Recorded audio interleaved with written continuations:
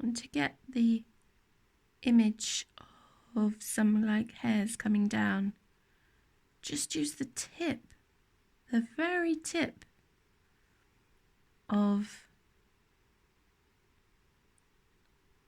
your brush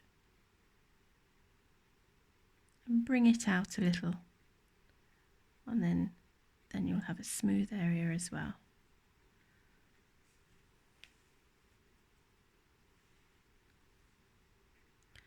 Now in this area where I've painted it a blue, that is in fact going to be a dark black, and obviously the eye will be black.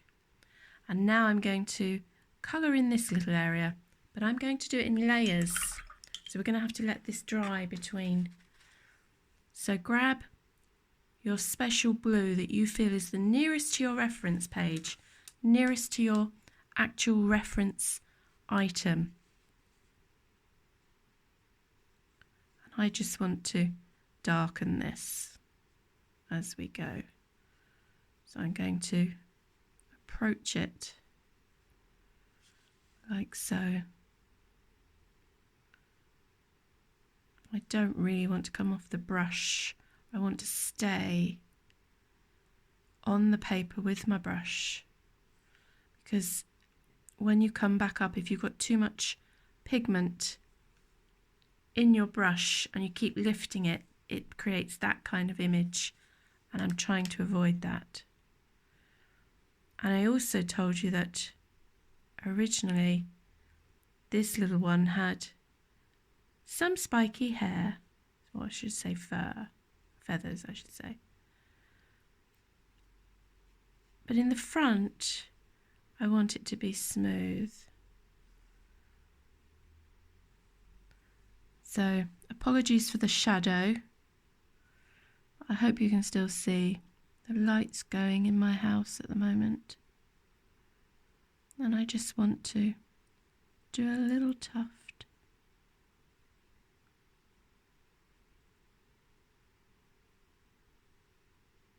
Now I did this background, the light blue background, yesterday, so it's well dry.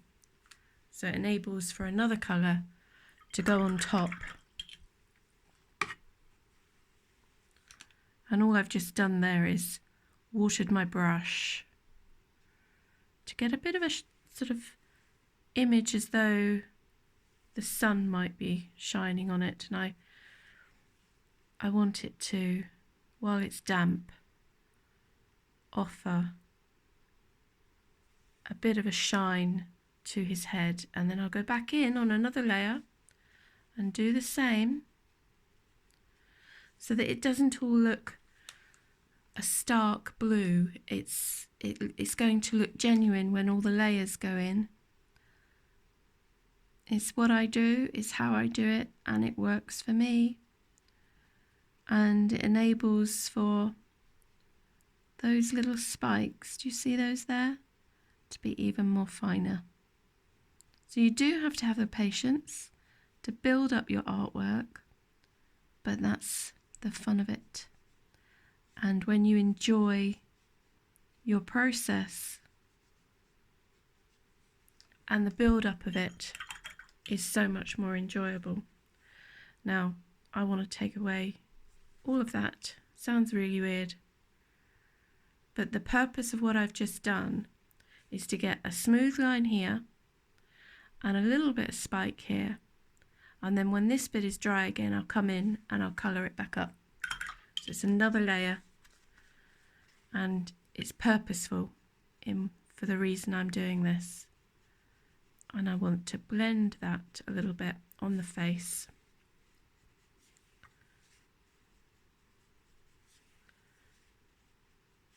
I'm pushing it up away from the face because I noticed it was making my eye draw to it. So I'm taking that feeling of my eye going to that area.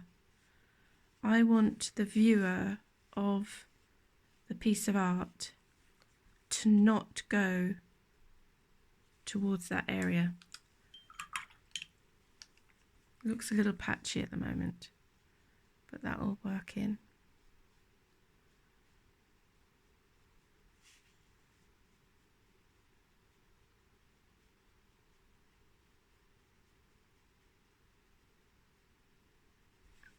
Now I am using watercolour paper that is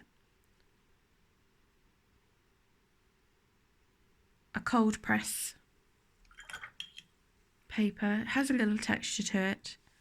There's a little trick. When I've got a bit of a black background here, I've obviously got waves up here.